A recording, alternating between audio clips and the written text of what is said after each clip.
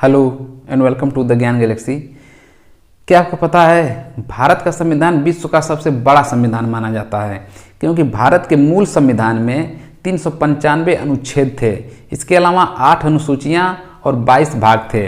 अगर विश्व के सबसे छोटे संविधान की बात की जाए तो विश्व का सबसे छोटा संविधान अमेरिका का संविधान माना जाता है, जिसमें सिर्फ और सिर्फ 7 अनुच्छेद हैं।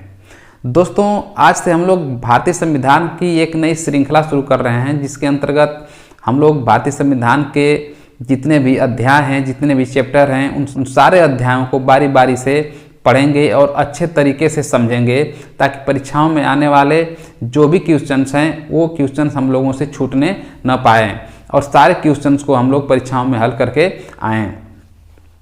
इसी क्रम में हम लोगों का आज का जो टॉपिक है वो है भारतीय संविधान की प्रस्तावना। भारतीय संविधान की प्रस्तावना या उद्देशिका जिसे हम लोग कहते हैं, ये क्या है? सबसे पहले हम लोग प्रस्तावना या उद्देशिका को समझते हैं। दोस्तों, हम सभी लोगों को मालूम है कि भारतीय संविधान को बनाने के लिए एक संविधान सभा का गठन किया गया था और संविधान सभा की जो पहली बैठक हुई थी वो 9 दिसंबर 1946 ईस्वी को हुई थी और इसी के 4 दिनों के बाद यानी कि 13 दिसंबर 1946 ईस्वी को पंडित जवाहरलाल नेहरू ने संविधान सभा में एक प्रस्ताव पेश किया था। इस प्रस्ताव को हम लोग उद्देश्य प्रस्ताव या उद्देशिका के नाम से जानते हैं।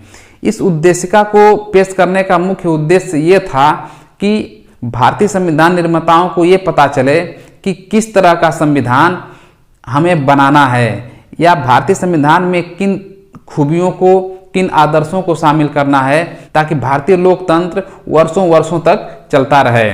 इसी उद्देश्य प्रस्ताव को या इसी उद्देशिका को संविधान निर्माण के आखिरी चरणों में संविधान निर्माताओं ने प्रस्तावना नाम दिया और आज हम लोग उसे प्रस्तावना के नाम से जानते हैं। तो दोस्तों, हम लोगों ने समझा कि प्रस्तावना क्या है और इसे उद्देशिका क्यों कहते हैं। अब हम लोग समझते हैं कि भारतीय संविधान की जो प्रस्तावना है इसका विचार कहाँ से लिया गया था। तो सबसे पहले जो भारतीय संविधान की प्रस्तावना का जो विचार है वो विचार हम लोग अमेरिका से लिए, यानी कि अमेरिका के संविधान से भारतीय प्रस्तावना का विचार लिया गया तथा इसकी जो भाषा ली गई है वो ऑस्ट्रेलिया के संविधान से ली गई है। तो दो चीज़ें एकदम स्पष्ट रूप से आप लोगों को याद रहनी चाहिए, ताकि परीक्षाओं में अगर ये क्वेश्चन पूछे कि भारतीय संविधान की प्रस्तावना का विचार कहाँ से लिया गया है तो अमेरिका से, और इसकी भाषा कहाँ से ली गई है तो ऑस्ट्रेलिया से, ये एकदम स्पष्ट रूप से दिमाग में रहना चाहिए।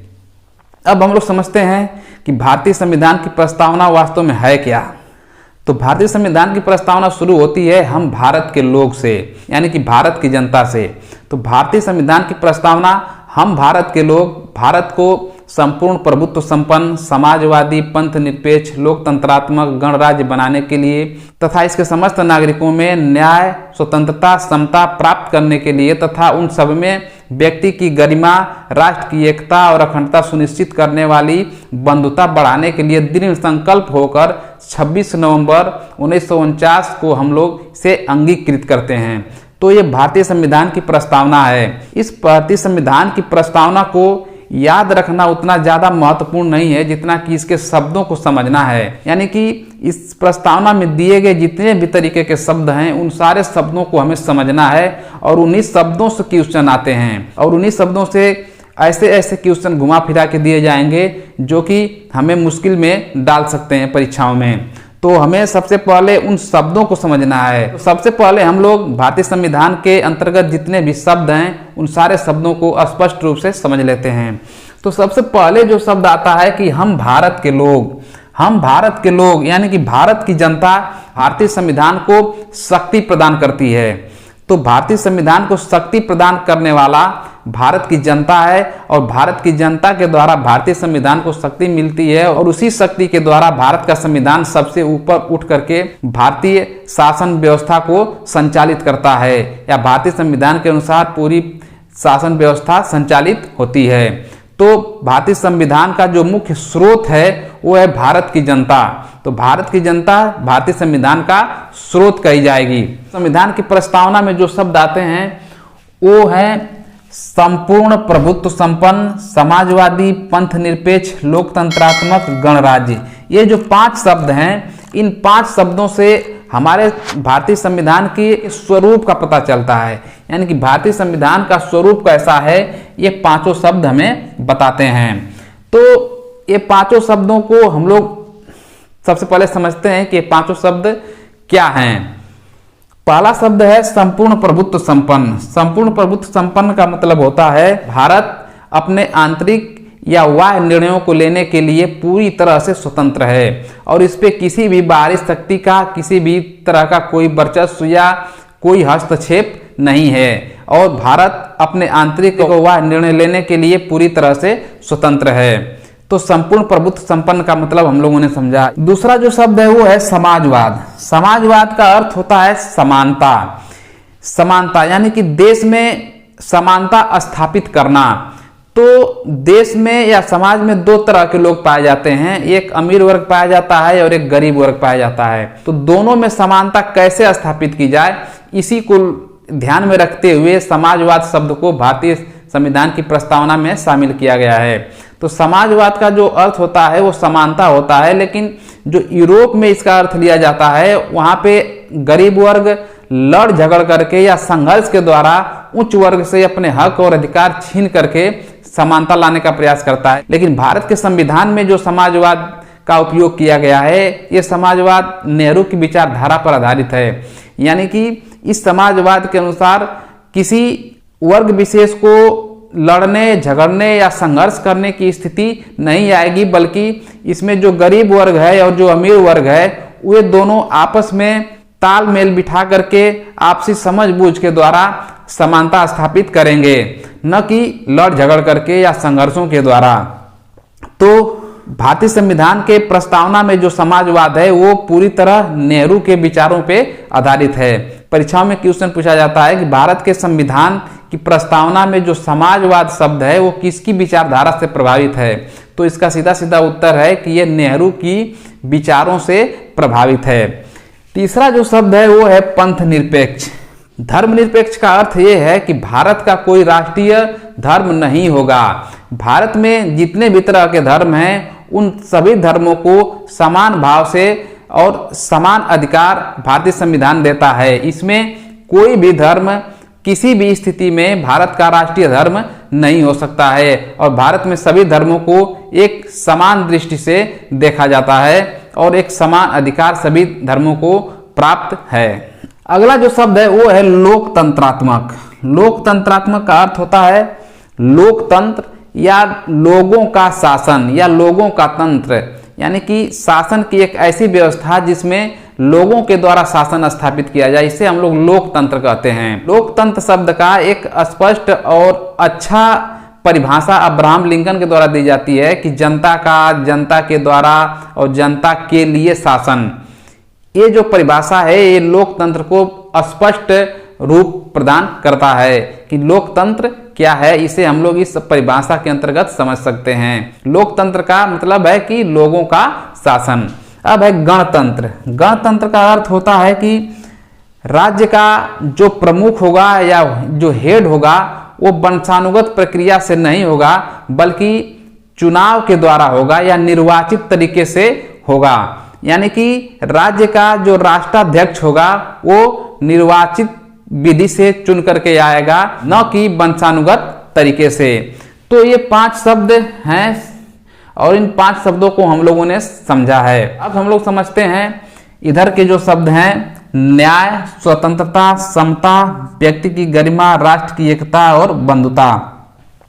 इसमें पहले जो न्याय शब्द है तो भारतीय संविधान में 3 तरह के न्याय की वकालत की गई है, सामाजिक स्तर पे, आर्थिक स्तर पे और राजनैतिक स्तर पे। यानी सामाजिक दृष्टि से भी और आर्थिक दृष्टि से भी और राजनीतिक दृष्टि से लोगों को न्याय देने की व्यवस्था की गई है। इसके अलावा जो दूसरा शब्द है स्वतंत्रता। स्वतंत्रता का मतलब है कि हमारे देश में जितने भी लोग हैं वे सभी लोग स्वतंत्र हैं और किन किन आधार पर वो लोग स्वतंत्र हैं इसका भी स्पष्ट रूप से इसमें व्याख्या किया गया है।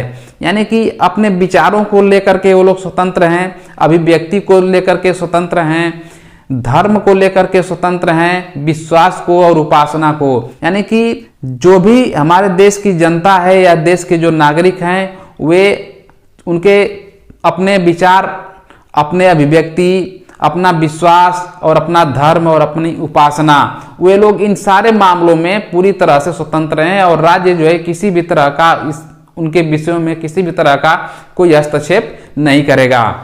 इसके अलावा जो तीसरा शब्द है वो है समता।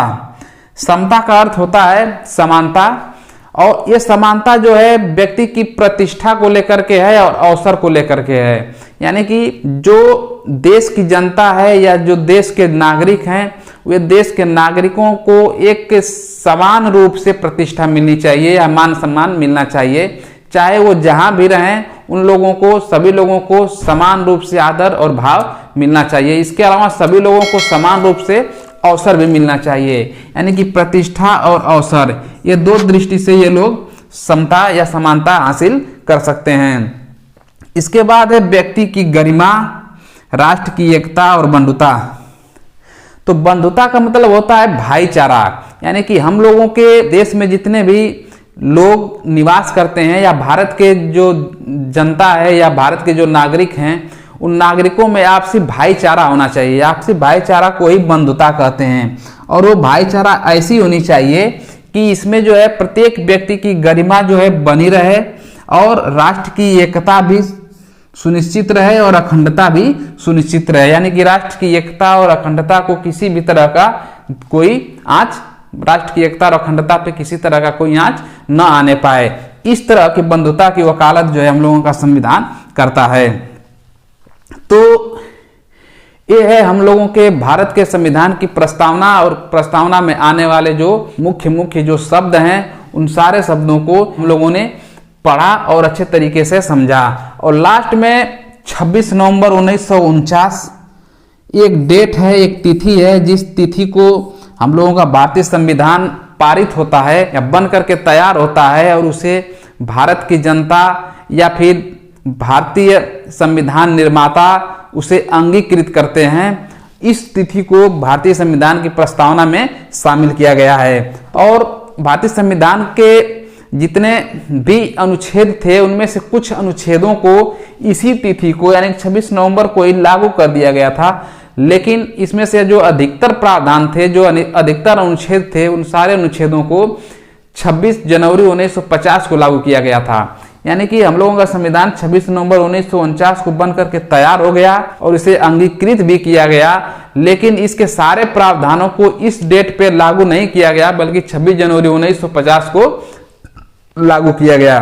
तो ये 26 जनवरी 1949 का दिन, जिस दिन हम लोगों का संविधान बन करके तैयार हुआ, इसी डेट को हम लोग विधि दिवस के रूप में मनाते हैं। यानी कि हर 26 नवंबर को हम लोग विधि दिवस या संविधान दिवस के रूप में मनाते हैं। भारतीय संविधान के प्रस्तावना के बारे में कुछ स्टेटमेंट दिए गए हैं और उस स्टेटमेंट को हम लोग समझते हैं। भारतीय संविधान की प्रस्तावना को भारतीय संविधान की आत्मा कहा जाता है और भारतीय संविधान की कुंजी भी कहा जाता है। सुभाष कश्यप ने कहा है कि अगर संविधान शरीर है तो जो प्रस्तावना है उस शरीर की आत्मा है। अगर संविधान एक महल है तो प्रस्तावना उसकी आधारशिला है जिस पे पूरा संविधान टिका हुआ है। दूसरा है प्रस्तावना संविधान का परिचय पत्र है। ये शब्द कहा है, ये वाक्य कहा है N.A. पालकीवाला ने। तो ये नाम आप लोग याद रखिएगा कि संविधान की प्रस्तावना संविधान का परिचय पत्र है, इसे कहने वाले हैं N.A. पालकीवाला। और संविधान शरीर है तो प्रस्तावना उसकी आत्मा, और प्रस्तावना आधारशिला है तो संविधान उस पर खड़ी अट्टालिका। यह है सुभाष कश्यप के कथन। तो इन कथनों को भी याद रखिएगा। अब हम लोग समझते हैं भारतीय संविधान से संबंधित कुछ, भारतीय संविधान की प्रस्तावना से संबंधित कुछ वाद। पहला वाद है बेरूबारी संघवाद 1960। यानी कि बेरूबारी संघवाद 1960 में सुप्रीम कोर्ट ने यह कहा था कि भारत के संविधान का जो प्रस्तावना है वो भारतीय संविधान का अंग नहीं है। यानी कि भारतीय संविधान की प्रस्तावना भारतीय संविधान का अंग नहीं है और इसमें किसी भी तरह का संशोधन नहीं किया जा सकता है। लेकिन सन 1973 ईस्वी में केशवानंद भारती बनाम केरल राज्य में, केशवानंद भारती बनाम केरल राज्यवाद में 1973 में सुप्रीम कोर्ट ने अपने पहले के डिसीजन को बदल दिया और उन्होंने माना कि प्रस्तावना संविधान का अंग है और इसमें संशोधन भी किया जा सकता है। तो बेरुबारीवाद में सुप्रीम कोर्ट ने माना था कि प्रस्तावना संविधान का अंग नहीं है, लेकिन केशवानंद भारती केस में उन्होंने माना कि नहीं, प्रस्तावना जो है संविधान का अंग है और उसमें संशोधन किया जा सकता है। इसी के फलस्वरूप सन 1976 ईस्वी में जब 42वां संविधान संशोधन हुआ था तो उसमें भारतीय संविधान की प्रस्तावना में भी संशोधन किया गया था और उसमें 3 नए शब्द जोड़े गए थे। पहला शब्द था समाजवादी, दूसरा है पंथ निरपेक्ष और तीसरा है अखंडता। ये इन 3 शब्दों को हम लोग अभी पढ़े हैं। यहाँ पे है समाजवादी, यहाँ पे पंथ निरपेक्ष और ये यहाँ पे है अखंडता। तो ये 3 शब्द जो है सन 1976 ईस्वी में 42वें संविधान संशोधन में जोड़े गए थे। इसके अलावा भारतीय संविधान की जो प्रस्तावना है, इस प्रस्तावना के आधार पे सुप्रीम कोर्ट ने कहा है कि भारतीय संविधान की प्रस्तावना के आधार पे किसी तरह का कोई निर्णय नहीं दिया जाएगा। लेकिन अगर भारतीय संविधान का कोई ऐसा अनुच्छेद जो कि अस्पष्ट है, उस अस्पष्ट अनुच्छेद को स्पष्ट करने के लिए हम लोग इस प्रस्तावना का उपयोग कर सकते हैं। तो ये रहा आज का हम लोगों का अपना टॉपिक। और अगर ये वीडियो आप लोगों को पसंद आया हो तो इसे आप लोग लाइक करिए और सब्सक्राइब करिए और इसे दोस्तों में शेयर करिए। धन्यवाद।